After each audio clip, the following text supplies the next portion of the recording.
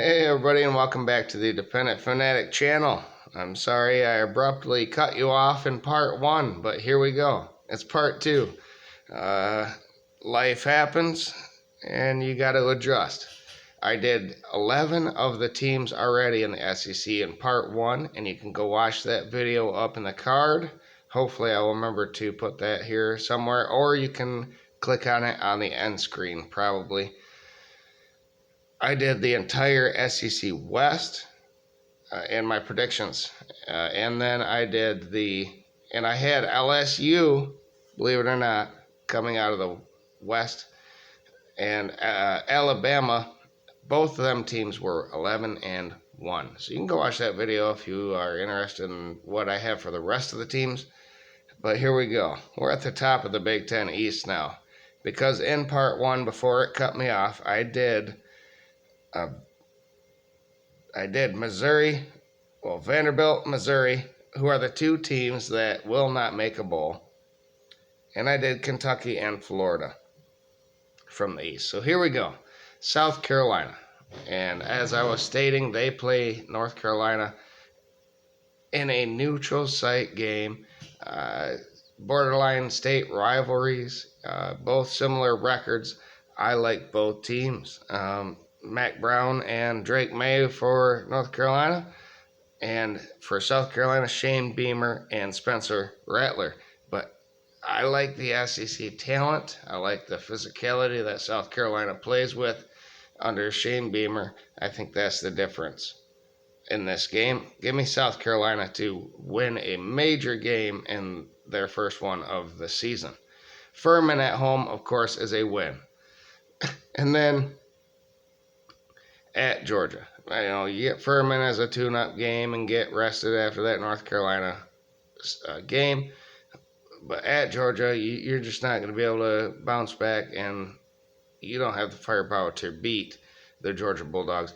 So that's a loss. But I think you bounce back and beat Mississippi State at home before you lose at Tennessee. Florida at home is a win for you, and at Missouri is a win as well. At Texas A&M, if you saw part one, then you can understand why I have South Carolina beating Texas A&M. I already said that in a previous video. A lot of these. So Jacksonville State is a win. Vanderbilt is a win. Kentucky, and I think you beat Clemson again at the end of this season. So South Carolina is going to go 9-3 this season, per my predictions. Tennessee is next, of course. They're not going to beat out Georgia. Georgia is winning the SEC East Division. But Tennessee was really good last season as well.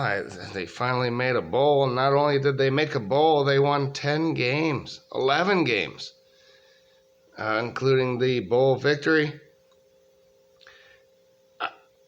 But they have Heupel, which is great.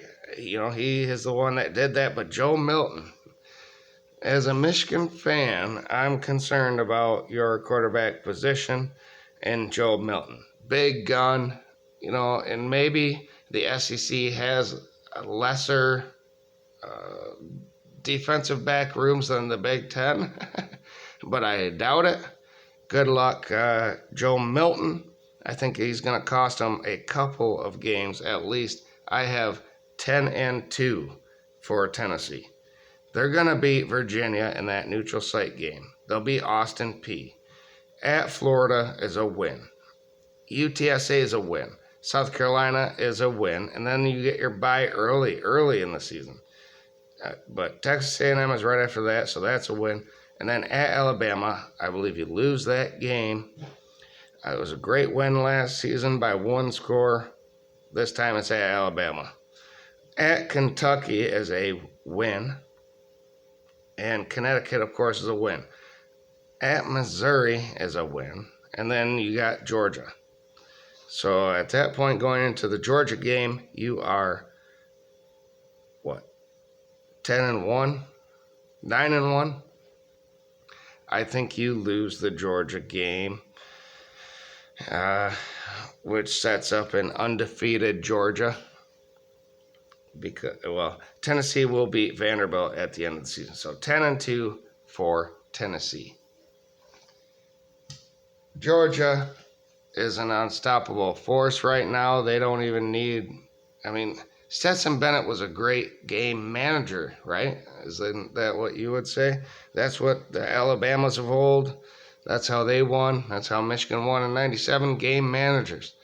A lot of people are going after these prolific, high-flying quarterbacks and offenses, but it strains a defense, kind of like USC and Ohio State recently. Georgia's going to make it back. Kirby Smart knows exactly what he's doing. 15-0 last season. They lost some coordinators. That's fine. Whatever. Kirby's still there. He has a philosophy that works, just like Michigan. I think both Michigan and Georgia win all their games. I really do in the regular season, and if Georgia and Michigan get to their conference championship games, they win them too. They're built a different way. UTM is a win. Ball State is a win. South Carolina at home, yeah. UAB, yeah. At Auburn, Hugh Freeze that early? No, you win that. Kentucky, Vanderbilt win. Florida in the cocktail party. Missouri, Ole Miss at home. And then at Tennessee. But like I said in the Tennessee portion, Joe Milton's going to cost them that game, I believe. And then at Georgia Tech is a win, of course. So 12-0 for Georgia and 11-1 for LSU. And that will be your conference championship game. Give me Georgia to repeat as championships over LSU again this season. But, like I said in part 1, Alabama is lurking there at 11-1. So if LSU loses, they go to 2 losses.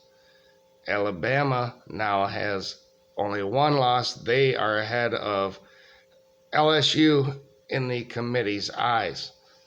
And OSU, if you watch the Big Ten prediction video, I had them at 10-2 as well. So Alabama's above both them teams. We'll have to see what the other conferences do, but I like two SEC teams in the playoff this year, Georgia and Alabama so far.